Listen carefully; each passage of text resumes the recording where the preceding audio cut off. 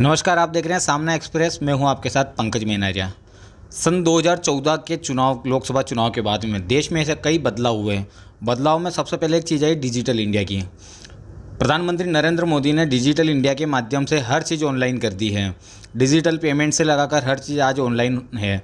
लेकिन देश में ऐसे बहुत सारे गाँव हैं जहाँ पर आज भी डिजिटल नहीं चलता है। ऐसे ही एक गांव के युवा से मिलवा रहे जो इस डिजिटल इंडिया को लेकर काफ़ी परेशान है। उनके गांव में मोबाइल नेटवर्क नहीं है। मोबाइल नेटवर्क नहीं होने की वजह से उनको काफ़ी मुसीबतों का सामना करना पड़ता है। हम उनसे बात करेंगे। बताइए किस तरह की समस्या आपको आती है वहाँ पर गाँव में। नमस्कार पंकज जी।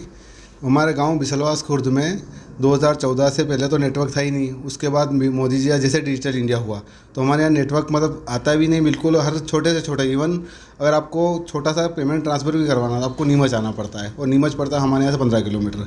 हर चीज़ के लिए हम पूरे सिटी पर डिपेंडेंट हो गए। तो हम ये चाहते हैं कि उसके लिए सरकार कोई समाधान निकाले। आपने कितनी बार आवेदन निवेदन किए इस मोबाइल नेटवर्क के लिए? मोबाइल नेटवर्क के लिए हमने सारे मोबाइल ऑपरेटरों को भी कंप्लेन करी है। उसके अलावा हमने कलेक्टर कार्यालय में 2 से 3 बार आवेदन भी किए हैं, पर सब जगह से कोई जवाब नहीं मिलता है। बस फाइल वहीं की वहीं अटकी रहती है, या हमको आगे कोई हर बार नई कंप्लेन करनी पड़ती है।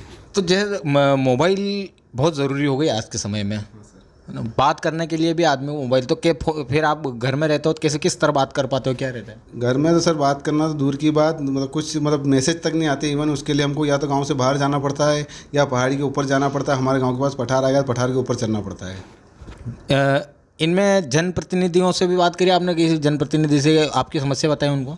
जनप्रतिनिधि को हमने मेरे कागज़ के थ्रू एप्लीकेशन पहुंचाई विधायक जी को, सांसद जी को, और उनकी तरफ से कोई सुनवाई नहीं हुई। हमारे यहाँ पे वार्ड मेंबर अध्यक्ष इनको बोला, पर किसी की तरफ से कोई हमारे को निष्कर्ष या सोल्यूशन नहीं मिला अभी तक। करीब कितने लोग रहते हैं आपके गांव में? क्या संख्या है गांव की? गाँव की संख्या होगी ना सर, टोटल 1500 के आसपास होगी।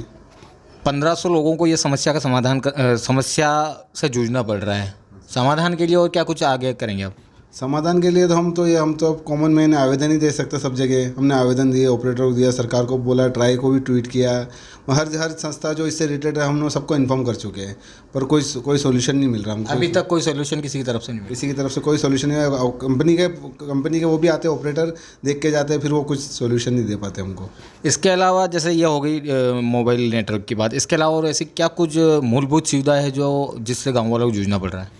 सर मूलभूत सुविधा हमारे गांव और 4 लाइन के बीच में 2 किलोमीटर का रास्ता है, वो अभी तक गवर्नमेंट बना नहीं पाई है। उसके अलावा हमारे यहाँ जो लोकल ट्रेन रुकती थी जो इंदौर, जो कोरोना से पहले, वो उनको रुकना बंद कर दिया है, जिसके लिए हमको हर चीज़ के लिए नीमच पे डिपेंड कर दिया।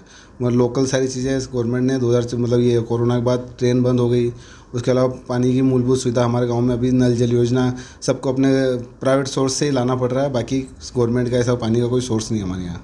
सबसे महत्वपूर्ण रहती है नल जल योजना की, क्या वो भी नहीं है अभी तक? वो भी नहीं है सर नल जल योजना। आप गांव में कभी भी आके चेक कीजिए, किसी के एक के घर में भी अगर आपको नल मिल जाए तो हम आपको जो बोले वो करने के तैयार तो है। कैसे क्या पानी की व्यवस्था करते हो फिर आप? पानी की व्यवस्था सर सबका प्राइवेट है। अपने नलकूप या अपने कुएं से लाते हैं लोग और भरते हैं।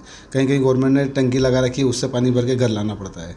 चलो मोबाइल नेटवर्क की तो अपन मान लेते हैं, ठीक है, कोई बात नहीं है, कंपनियों के ऊपर डिपेंड करता है। लेकिन ये नल जल योजना जो है ये सरकार के ऊपर डिपेंड करता है, तो सरकार का ध्यान अभी तक क्यों नहीं गया यहाँ? छोटे छोटे गाँव पे सरकार ध्यान कहाँ देती है? हमारे गांव में नहीं, हमारे पास खदान है वहाँ पे नहीं है। हमारे गांव में क्या पता सरकार क्यों नहीं दे। हमने सरपंच को बोला, जनप्रतिनिधि को, सबको बोलते हर बार, तो कोई सोल्यूशन मिलता नहीं है। बोलते हो जाएगा पर होता ही नहीं है। अभी तक अभी जैसे ये चुनाव निकले हैं ग्राम पंचायतों के, कोई नया सरपंच आया होगा तो आपने उनको अवगत कराई समस्या से? सरपंच को अवगत कराया। सरपंच ने बोला हमने विधायक साहब से इनसे बात कर ली है, वो कर देंगे, पर कब करेंगे इसका कोई डेट नहीं है, डेडलाइन कुछ नहीं है। ये थे हमारे साथ में बिसलवास खुर्द के सुनील नागदा, जिन्होंने अपने गांव की समस्या बताई। सबसे पहले मोबाइल नेटवर्क की समस्या से ये लोग जूझ रहे हैं। मोबाइल आज की दुनिया में सबसे ज़रूरी चीज़ हो गई है। उसके बाद में नल जल योजना की बात कर रहे हैं कि गांव में अभी तक ये सुविधा नहीं पहुंची है। जनप्रतिनिधियों से भी इन्होंने बहुत सारी बार बात करी, आवेदन किया है, लेकिन अभी तक कोई समस्या का समाधान नहीं निकला।